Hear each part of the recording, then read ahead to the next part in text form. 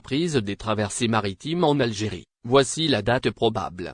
La reprise des traversées maritimes en Algérie pourrait intervenir d'ici le mois de décembre prochain. C'est en tout cas ce qu'affirme le média arabophone spécialisé Jalia DZ, citant des sources au sein du ministère des Transports. L'Algérie a partiellement ouvert ses frontières aériennes depuis le 1er juin dernier, avec un programme de vol qui s'est renforcé depuis le 28 août de cette année.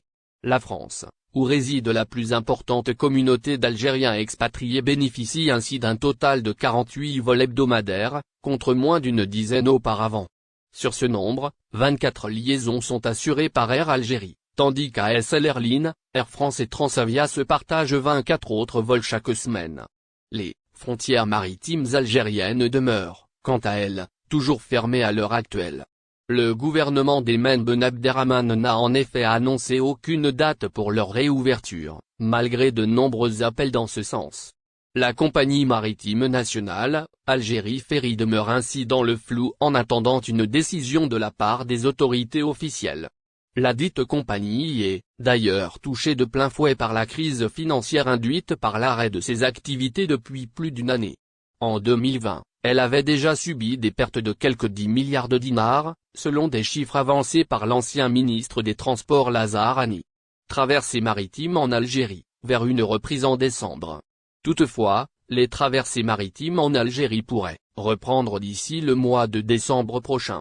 C'est en tout cas ce qu'affirme le média arabophone spécialisé Jalia DZ, citant des sources au sein du ministère des Transports.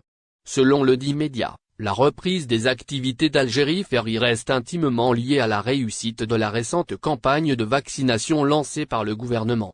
Cette dernière, baptisée Big Day, la plus importante de son genre lancée depuis le coup d'envoi officiel de la vaccination anti-coronavirus en Algérie en janvier dernier. Les autorités algériennes tablent ainsi sur la vaccination du plus grand nombre de citoyens. L'objectif de vacciner au moins 20% de la population algérienne a notamment été évoqué par plusieurs spécialistes.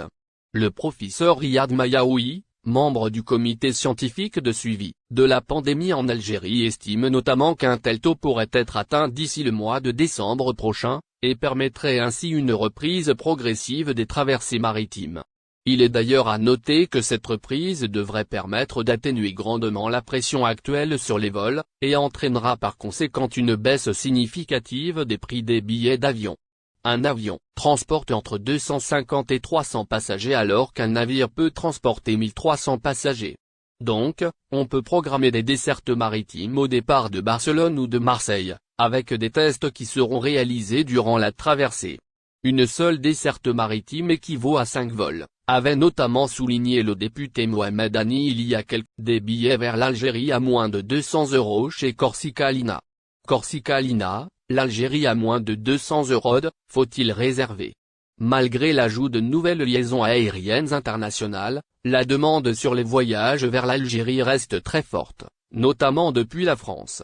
Les candidats au voyage à destination de l'Algérie depuis la France ont le choix entre 4 compagnies aériennes, Air Algérie, Air France, Transavia et ASL Airlines. Plus de 12 000 sièges sont commercialisés chaque semaine de France vers l'Algérie.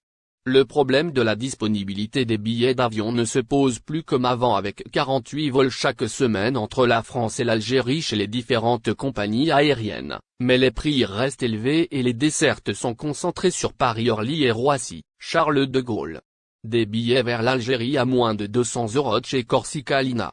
Depuis plusieurs jours, une polémique fait rage notamment dans les réseaux sociaux au sujet des prix des billets. Les voyageurs cherchent la meilleure offre possible pour rentrer en Algérie.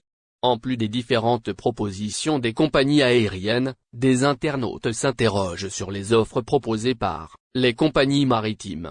En effet, des billets pour la traversée entre la France et l'Algérie sont disponibles actuellement sur le site de la compagnie maritime de transport Corsica Lina. Cette dernière propose des billets à partir de 198 € pour des traversées en septembre et en octobre. Des offres qui suscitent des interrogations chez des Algériens établis en France. Des internautes se demandent cette semaine si ces traversées sont confirmées, s'ils doivent réserver. Faut-il réserver sur Corsica Lina pour l'Algérie? Il faut savoir que la réouverture partielle des frontières entrée en vigueur le 1er juin 2021 en Algérie concerne uniquement le trafic aérien. Les frontières maritimes sont fermées depuis le 17 mars 2020. Aucune date n'a été annoncée pour une éventuelle réouverture. Dans ce contexte, aucune traversée pour les voyageurs n'est autorisée pour le moment entre la France et l'Algérie. Il est donc conseillé de ne pas réserver sur cette traversée qui risque d'être annulée dans les prochains jours. Ce n'est pas la première fois que Coris Kalina met en vente des billets pour ses traversées France-Algérie alors qu'elle ne peut pas ignorer que le trafic maritime est suspendu depuis mars 2020. La compagnie avait déjà tenté le coup il y a 2 semaines. Elle proposait des billets pour ce mois de septembre, vol vers l'Algérie, réouverture des lignes maritimes, ce que devrait annoncer Tebboune. Dans ce contexte, le chef de l'État Abdelmadjid Tebboune devrait prendre ce mercredi des décisions concernant l'augmentation du nombre de vols et la réouverture des lignes maritimes avec l'Algérie. Selon un communiqué de la présidence de la République, le président algérien présidera en effet une réunion du Haut Conseil de sécurité au cours de laquelle sera notamment évoquée la situation sanitaire qui prévaut actuellement dans le pays. Selon les informations de DN Algérie, le gouvernement aurait déjà validé un nouveau programme d'Air Algérie concernant l'augmentation des vols. Celui-ci comporte notamment 3 nouvelles destinations, à savoir le Canada, les Émirats arabes unis et la Grande-Bretagne. L'annonce officielle de ce programme devrait intervenir à l'issue de la réunion de ce mercredi, a-t-on appris des mêmes sources.